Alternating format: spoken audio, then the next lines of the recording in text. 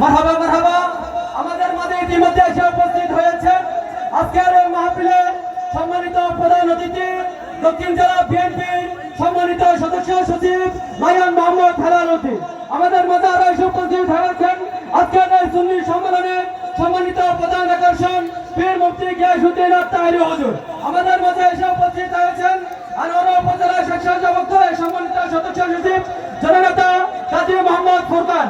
আমাদের মাঝে আরো উপস্থিত হয়েছেন যশোর জুলুস উদযাপন পরিষদের সম্মানিত সভাপতি মোহাম্মদ শাহাদাত। আমাদের মাঝে